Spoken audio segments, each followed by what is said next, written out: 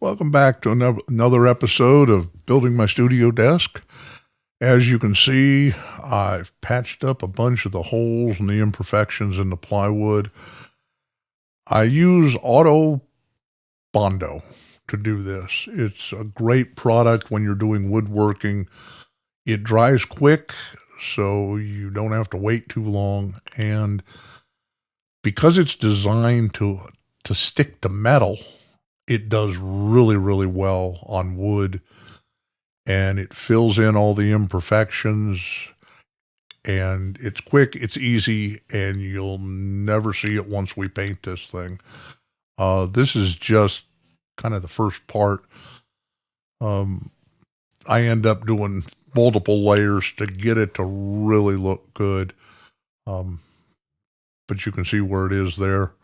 We've got all the four bays built, and so we're filling all the holes, all the screw holes, the edges of the plywood where there's imperfections, and so we're going to try to make them look pretty here.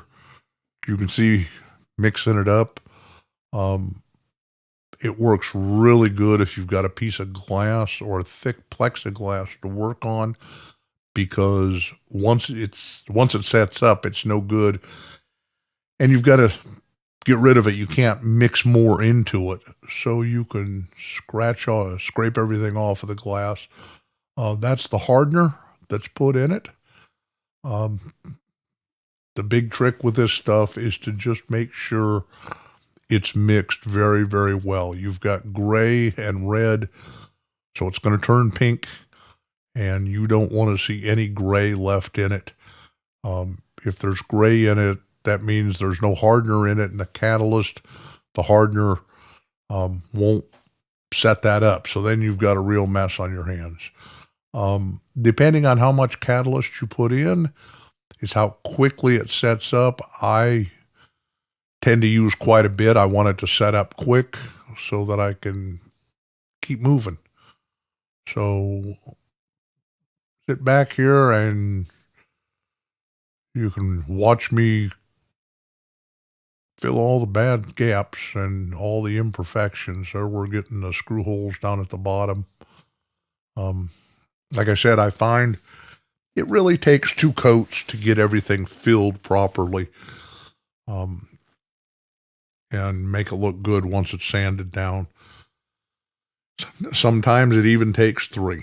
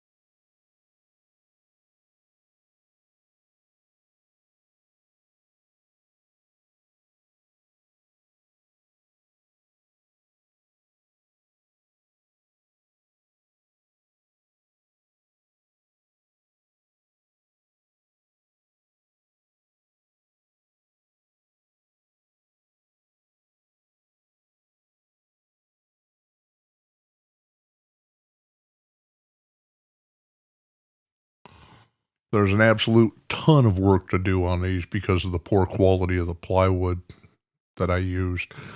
If I would have used the sanded plywood, I wouldn't have had to do anything but just fill the screw holes. But you can see here, I'm going over quite a bit of it. The tops are probably the most important to me because that's what you're going to see more than anything. The sides are going to be buried underneath everything. And the inside, of course, has the equipment.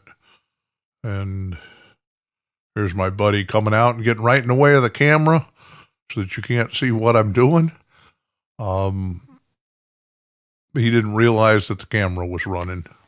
Here you can get a good view of the stringer that I put underneath the top, the little 1x2 stiffener that's up there at the top, and you're looking from the back side and see just how open it is. Makes it nice when you're connecting cables to have the backs of the cabinets opened up. And there they are, all filled in and sanded down. I spared you the agony of watching me sand.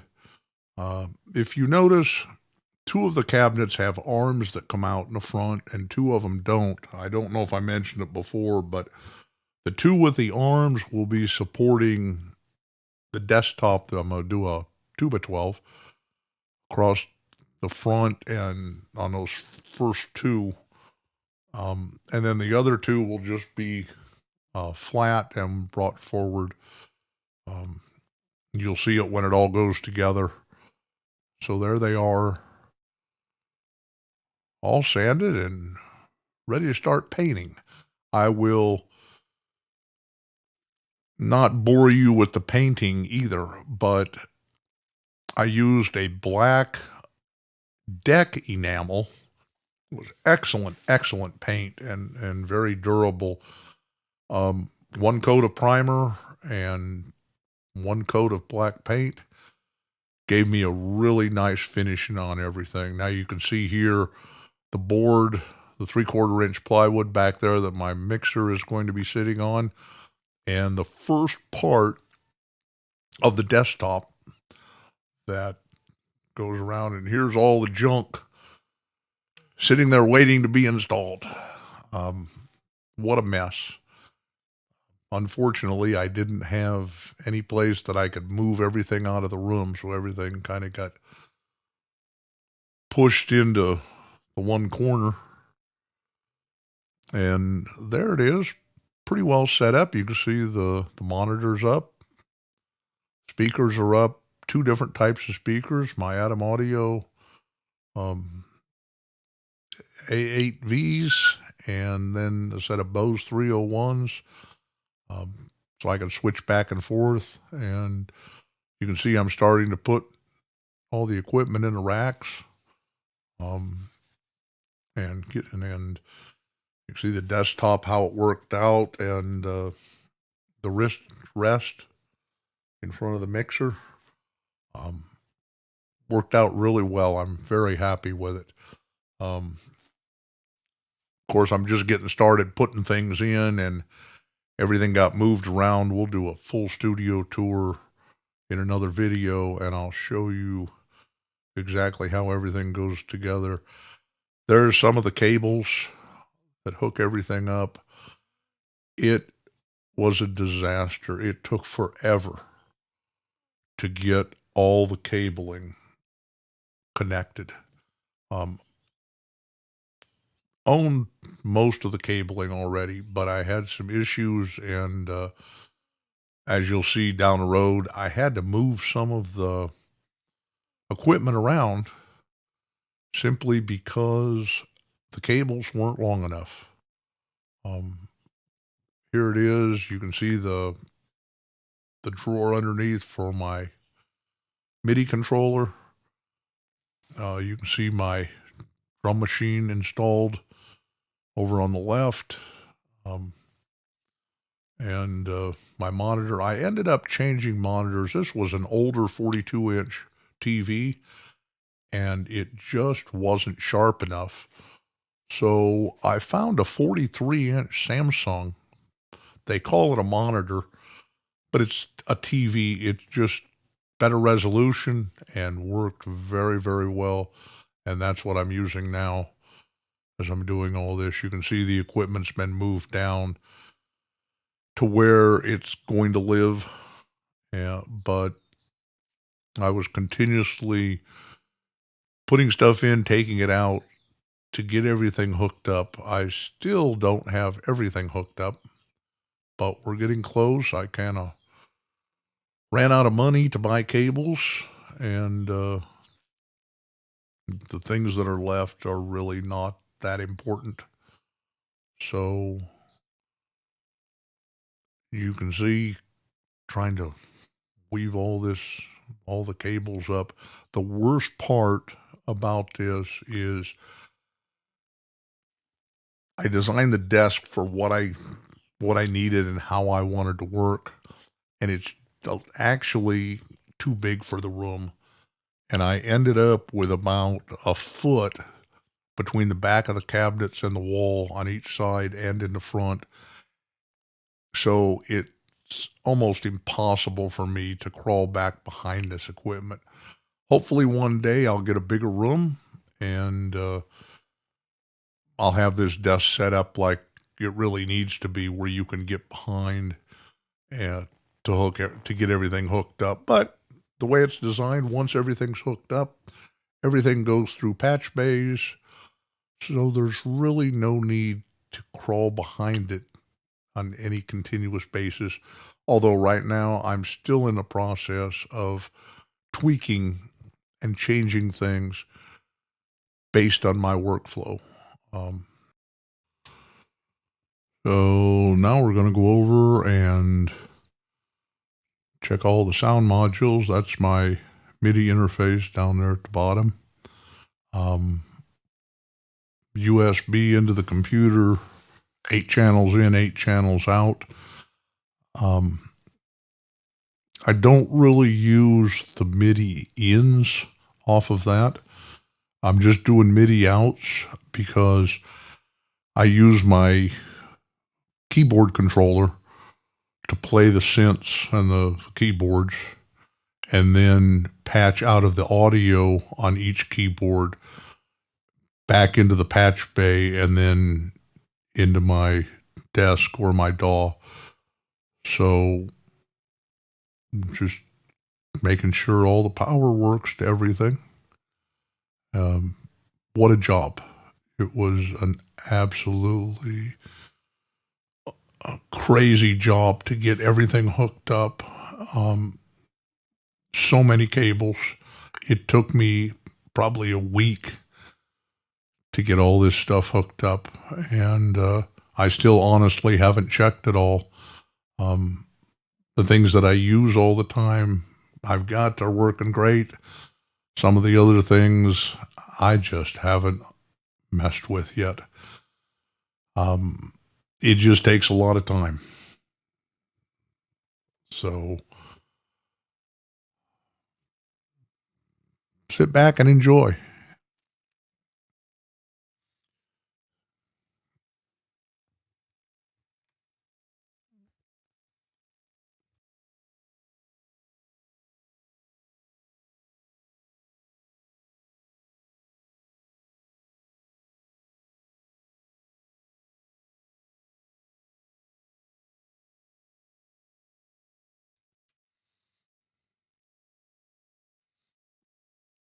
Here we're going to pan over to my keyboards and my synth. You can see I've got some lights to hang yet, and you notice there's a laptop in the corner, and the monitor back there, that's a touch screen, 27-inch touchscreen monitor that's hooked up to the laptop, that's hooked up to that Behringer DeepMind. Unfortunately, Behringer does not offer their software in a Linux compatible version, so that's a Windows laptop that a buddy of mine gave me. He knocked it off his desk and broke the screen on it, but it works great with that touchscreen monitor, and that allows me, instead of diving through the menus on the synth itself, I can use everything on the screen, and with it being touch sensitive, works really great. Here you can see some of the drawers that I've built. There's my mic drawer, and of course the camera decided it didn't like to see the mics. So fix that here in just a second.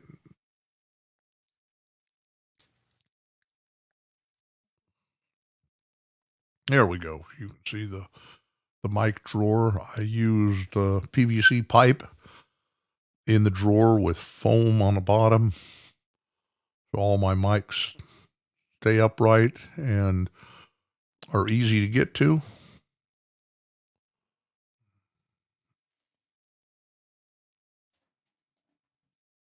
And there's some more of my mics and the wireless stuff up in that second drawer.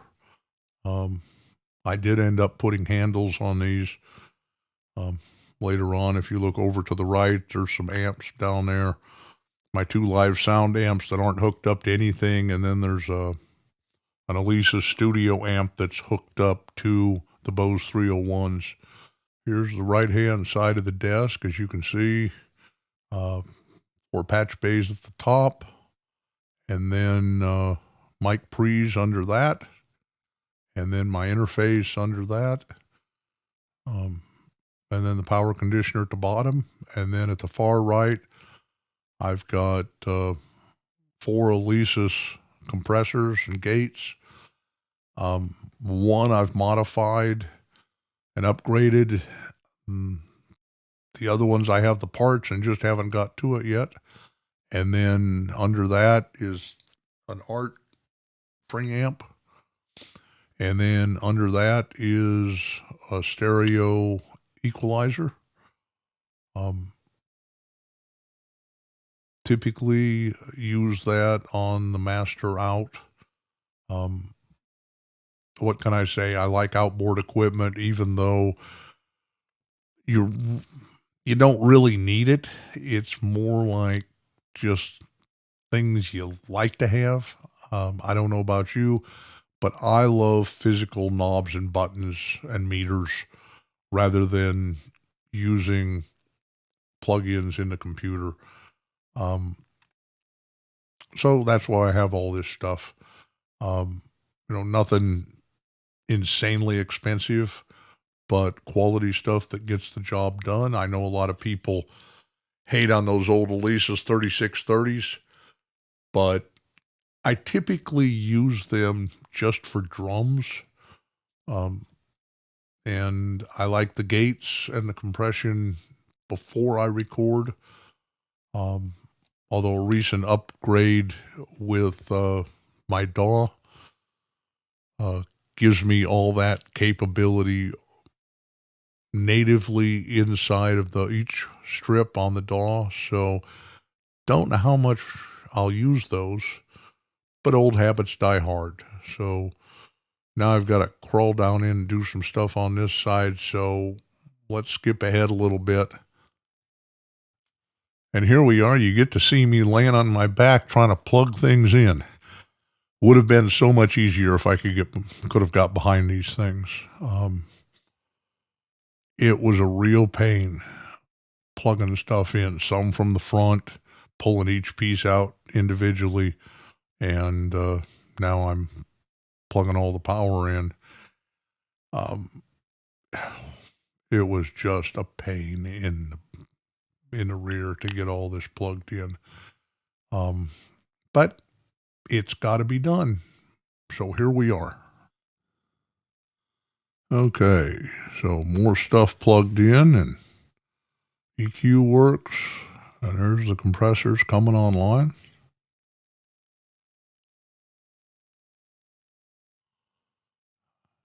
And everything works.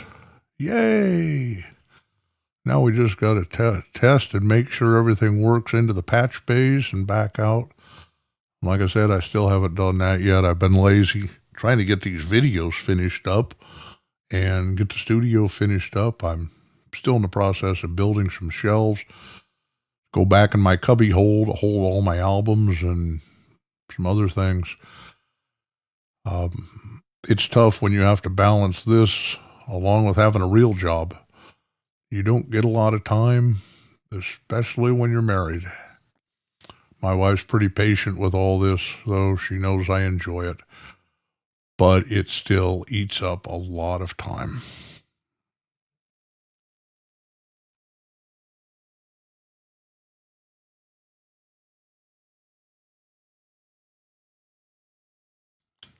So here you can see the MIDI controller in all its glory, and